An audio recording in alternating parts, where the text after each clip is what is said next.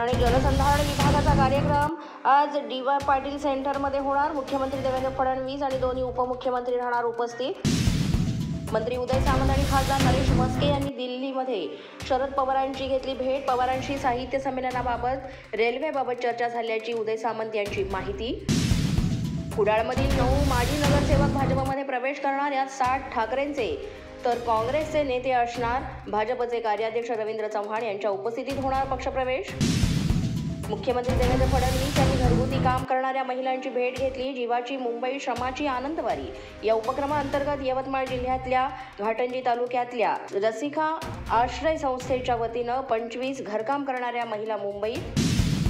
मुख्यमंत्री फडणवीसांनी बोलावलेल्या 2 बैठकांना उपमुख्यमंत्री एकनाथ शिंदे गैरहजर। सह्याद्री अतिथीगृहावर नाशिक महानगरपालिका आणि महानगरपालिका प्राधिकरणाची बैठकींना उपस्थित राहण्याऐवजी शिंदे मलंगगड येथील कार्यक्रमाला उपस्थित।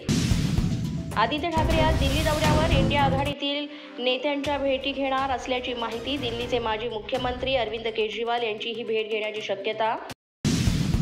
शरद पवार यांनी आमच्या भावनांचा विचार करायला हवा होता। उपमुख्यमंत्री एकनाथ शिंदे यांचा शरद पवारांनी सत्कार केल्यानं अंबादास दानवेंची शरद पवारांवर टीका। शिवसेना नेते संजय राऊतांनी केलेली टीका अत्यंत चुकीची। राष्ट्रवादी काँग्रेस शरद पवार पक्षाचे नेते अंकुश काकडे यांचं वक्तव्य। महाविकास आघाडीच्या पापाचा घडा भरला तो लवकरच फुटेल। संजय राऊतांनी शरद पवारांवर केलेल्या वक्तव्याबाबत प्रणय फुके यांची प्रतिक्रिया। संजय राऊत तुम्ही असेच जळत राहा, त्यांच्या पोटात कायम गोळा उठतो। मंत्री दादा भुसे यांची संजय राऊतांवर टीका। उपमुख्यमंत्री शिंदे यांचा गौरव शरद पवार यांच्या हस्ते झाल्यानं राऊत यांनी पवारांवर केली होती टीका। अशाच नवनवीन व्हिडिओसाठी पोलीस माझा न्यूजचं YouTube चॅनल सबस्क्राईब करा। तसंच आमचं फेसबुक, इंस्टाग्राम आणि ट्विटर अकाउंट फॉलो करा। अधिक माहितीसाठी आमच्या www.polismazhanews.com या वेबसाईटला भेट द्या। पाहत रहा पोलीस माझा न्यूज।